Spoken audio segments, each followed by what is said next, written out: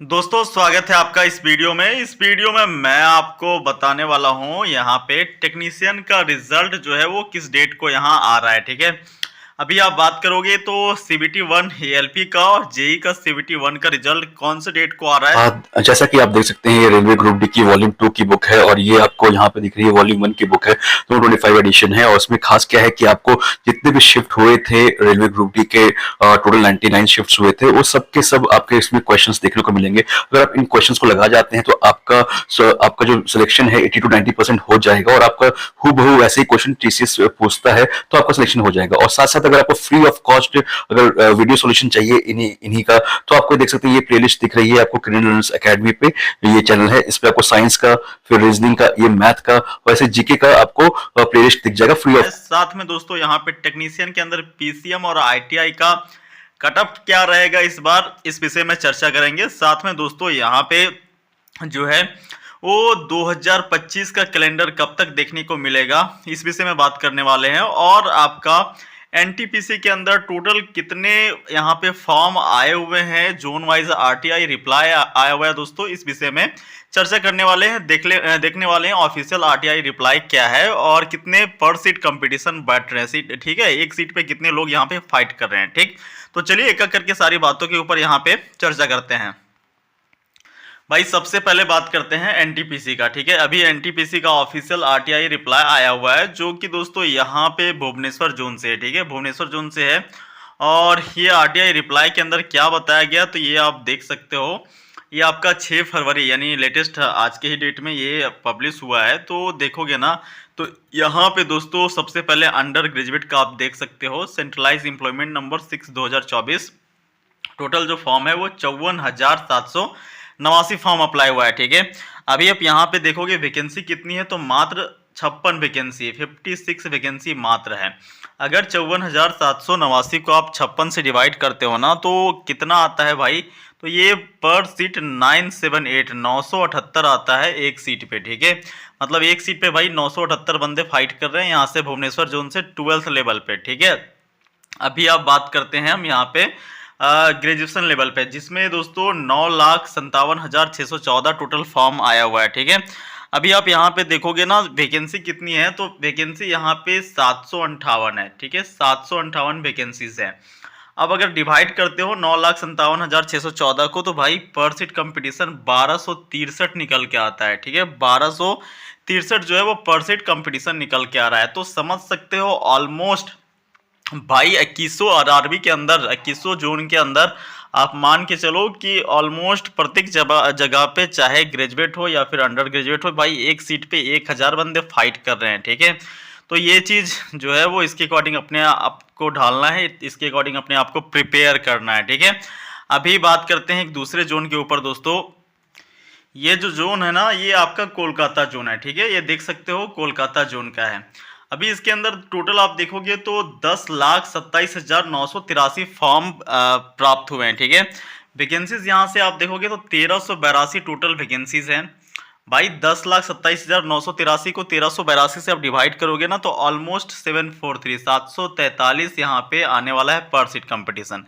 मतलब यहाँ पे भी आप मान के चलो कि एक सीट पे 743 बंदे जो है वो फाइट कर रहे हैं। ठीक है, तो ये देखो दोस्तों दो जोन से ऑफिशियल आरटीआई रिप्लाई आया हुआ है, एक आपका भुवनेश्वर जोन से, दूसरा आपका जो है वो कोलकाता जोन से। कितने फॉर्म आए हुए हैं और पर सीट कंपटीशन कितना है ये मैंने वैकेंसी के आधार पर डिवाइड करके आपको बता दिया। ठीक है, अभी अब बात करते हैं दोस्तों यहाँ पे टेक्नीशियन के ऊपर। ठीक है, अब यहाँ पे टेक्नीशियन के ऊपर बात कर लेते हैं। भाई देखो रिजल्ट इसका कब तक अनाउंस किया जा सकता है और इसका कट ऑफ क्या रह सकता है। ठीक है, देखो दोस्तों यहाँ पे रिजल्ट के विषय में ऑफिशियली जब टेंटेटिव शेड्यूल आया हुआ था, ठीक है, टेंटेटिव शेड्यूल आया हुआ था उस समय इसका बताया गया था कि अक्टूबर से लेकर के दिसंबर के बीच में पेपर कंडक्ट करवाया जाएगा। ठीक है, तो ऑलमोस्ट दिसंबर के अंदर पेपर को कंडक्ट करवा लिया गया। ठीक है, अभी आप देखोगे तो इसका जो डीवी और मेडिकल के लिए शॉर्टलिस्ट करने की बात कही गई थी दोस्तों, ये आपका जो है वो कहा गया था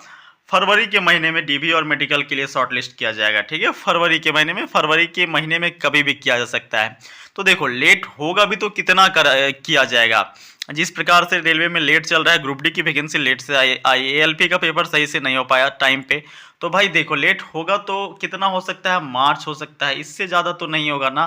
तो ये आप मान के चलो कि मार्च के अंदर एटलीस्ट 15 से 20 मार्च के अराउंड आप लेके चलो, ठीक है, इतने के आसपास आपका रिजल्ट पब्लिश हो जाएगा, ठीक है।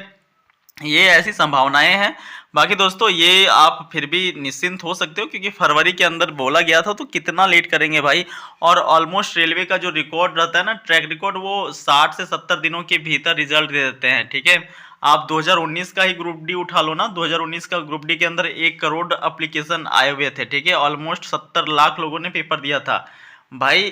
71 दिनों में इनका रिजल्ट को पब्लिश कर दिया गया था, मात्र 71 दिनों के अंदर इनका रिजल्ट पब्लिश किया गया था।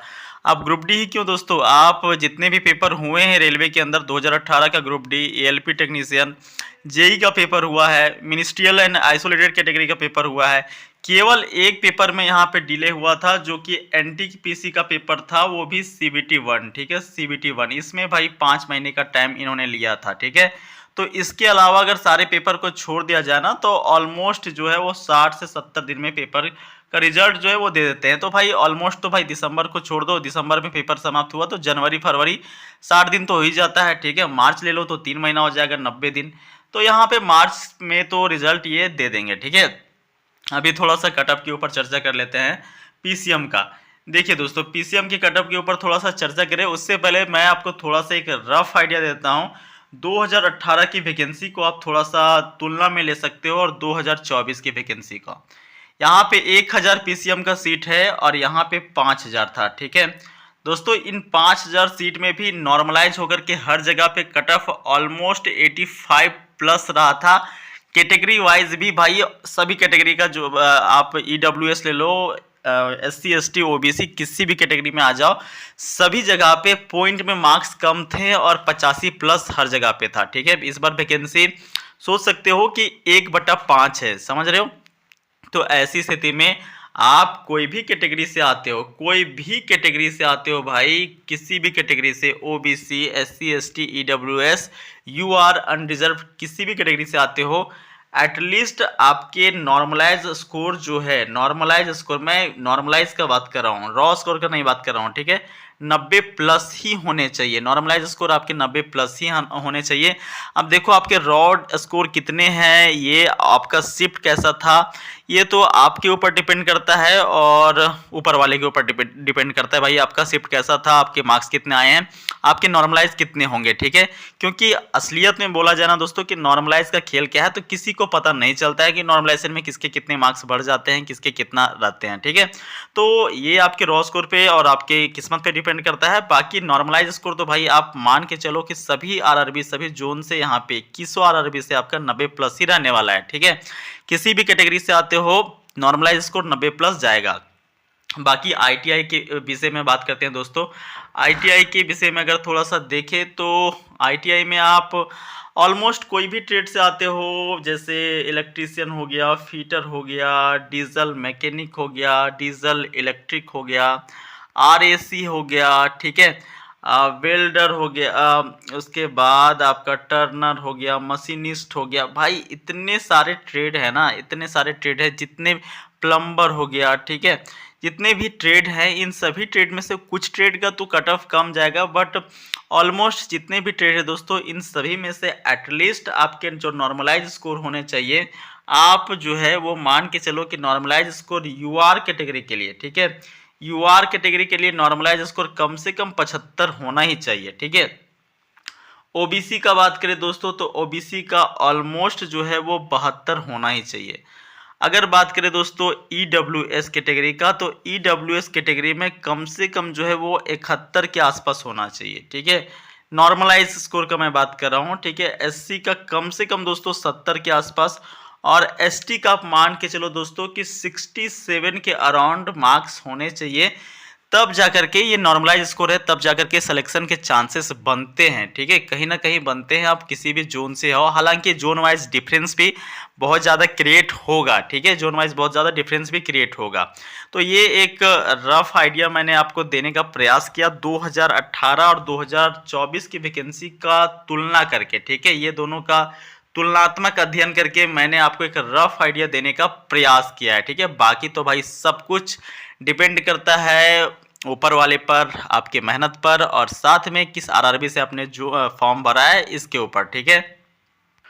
थोड़ा सा बात करते हैं दोस्तों यहाँ पे 2025 के कैलेंडर के ऊपर, ठीक है। 2025 का कैलेंडर के ऊपर तो देखो, जैसा कि यहाँ पे रेलवे के द्वारा अनाउंस किया गया था कि जनवरी से लेकर के मार्च के बीच में यहाँ पे एएलपी का नोटिफिकेशन देंगे। तो आपको कुछ समय तक वेट करना है दोस्तों। यहाँ पे हो सकता है देरी होगा, बट मार्च के अंत तक आपको वैकेंसीज देखने को मिलेंगी 2025 का एएलपी का। वहीं अप्रैल से लेकर के जून के महीने तक आपको टेक्नीशियन का वैकेंसी देखने को मिलेगा। उसके बाद दोस्तों जुलाई से लेकर के सितंबर तक आपको जो है वो एनटीपीसी के अंदर ग्रेजुएट और अंडर ग्रेजुएट का वैकेंसी देखने को मिलेगा। अक्टूबर टू दिसंबर के बीच में आपको लेवल 1 ग्रुप डी की वैकेंसी देखने को मिलेगी।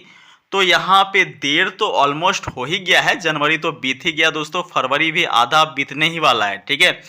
तो ये मान के चलिए कि पूरा तो समय बीता नहीं है, मार्च तक हमें इंतजार करना है। मार्च तक एएलपी का वैकेंसी ड्राफ्ट होकर के आ जाएगा, सीईएन बन के आ जाएगा, सेंट्रलाइज एम्प्लॉयमेंट नंबर 1/2025 बन के आ जाएगा। थोड़ा सा सब्र करना है, थोड़ा सा वेट करना है, ठीक है। बाकी दोस्तों कुछ भी ऑफिशियल अपडेट आता है मैं चैनल के माध्यम से सूचित कर दूंगा। भाई चैनल को सब्सक्राइब करके जरूर रखें, ठीक है। मिलते हैं नेक्स्ट वीडियो में। वीडियो पूरा देखने के लिए धन्यवाद।